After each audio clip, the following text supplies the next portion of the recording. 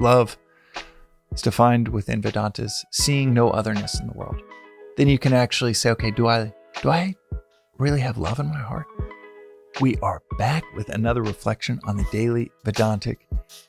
And today's reflection is on something that we were discussing recently, the Venice Vedanta Club here in Venice, that we host each Friday morning.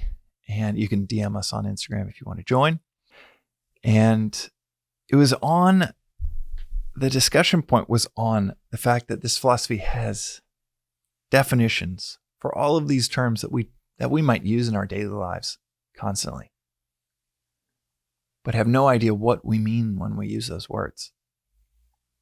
The word love comes up maybe 10 times a day in our modern world. If you're watching enough movies, reading enough books, maybe it's 20, 30, 40 times you might come across this concept in a day. And yet not that many people would have a clear definition, would have a clear answer if you were to ask them, how do you define love? What is a definition of love that you subscribe to?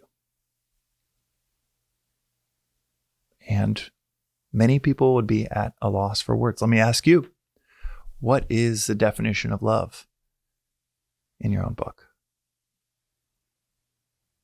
Or wisdom? What is reality? These are words that we throw around, and yet we rarely ever even attempt to understand them at their core, to understand what we mean when we use them. We just assume everyone knows what we mean, and we assume that we all mean the same thing.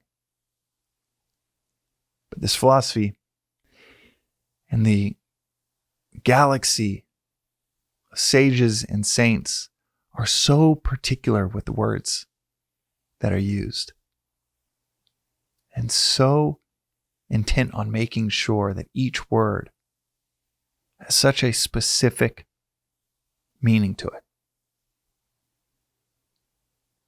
that it becomes these beautiful building blocks in which you can rebuild your view on something like love or wisdom or reality.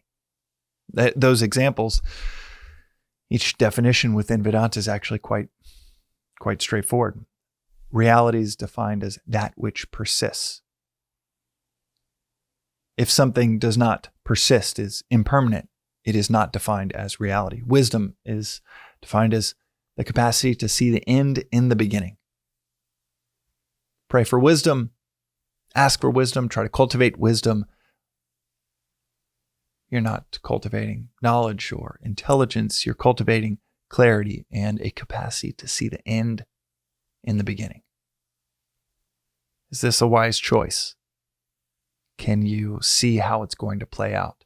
How far can you see how it's going to play out? Not just the next hour or day, but maybe taking or not taking that job. Maybe that's something you're able to see 20 years, 50 years, a lifetime in the future and work backwards. Love is defined within Vedanta as seeing no otherness in the world. It has nothing to do with affection. In fact, you can have some pretty sadistic people, manipulative,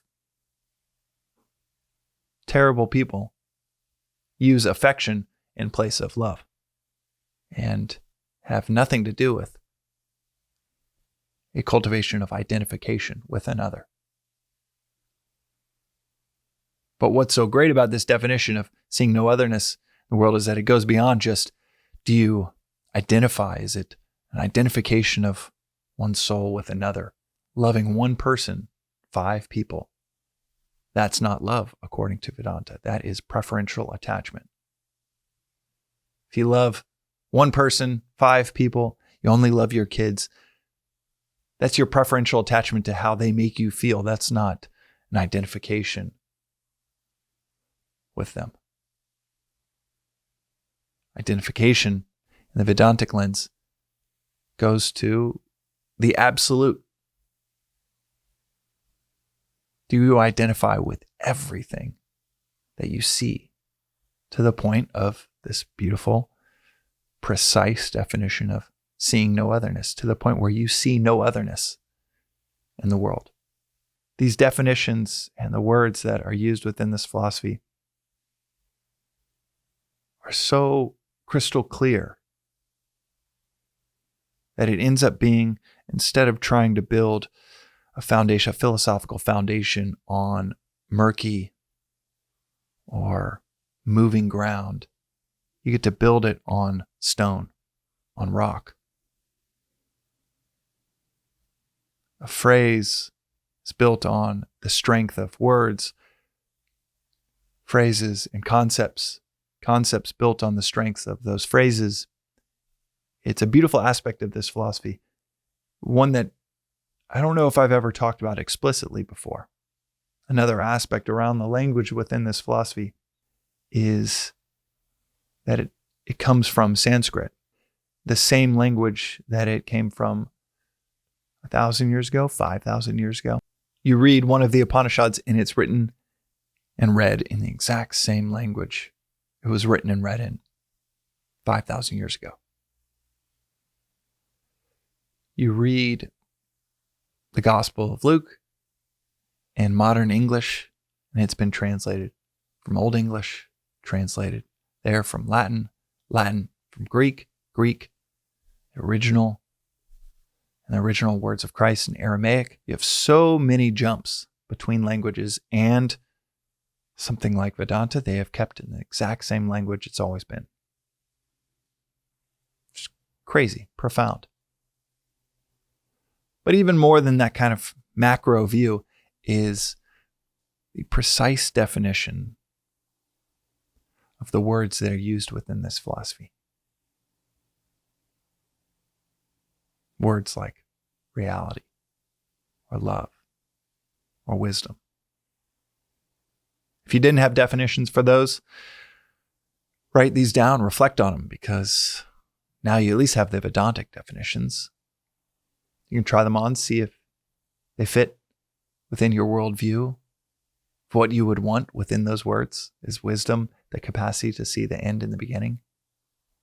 Is that a viable definition? More viable than any other if you try to look them up and see how different cultures have defined wisdom? Maybe it is. I'm not saying it needs to be. For me, it's the other definitions I've read, they don't even come close. Same for love. But maybe jot these definitions down. Then you can actually say, okay, do I really have love in my heart? Am I as wise as I want to be? Am I attached to reality or momentary fleeting illusions? All of these questions become unveiled when we actually have definitions for the words that we use. So not only can you construct from a strong foundation when you know the definitions of the words that we use, but equally powerful, you can deconstruct all these false notions that we might walk around with and think are obvious. For example, I really hesitate. I hesitate with this notion of, do I love our 3 little girls? Philosophically, Vedantically, truthfully, do I identify with them completely? Or am I attached to how they make me feel 90% of the time and have very specific preferences for how they act to optimize how it makes me feel? Is it just preferential attachment to a few people? Or have I cultivated love and identification with everyone and everything that I see? Have I cultivated true identification with just one other thing outside of myself. When we have definitions for these words that get bandied about, these words that we pursue, that we want ourselves, we want someone to love us. When we have definitions for them, it can be quite sobering. To see how far the practicality, I won't say reality, the practicality, how it's used in practice from the ideal, from the definition, from the defined ideal, it falls short. But that definition, it shows us where we have work to do.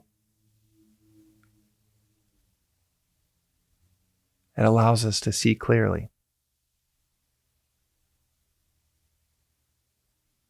Allows us to speak and think clearly.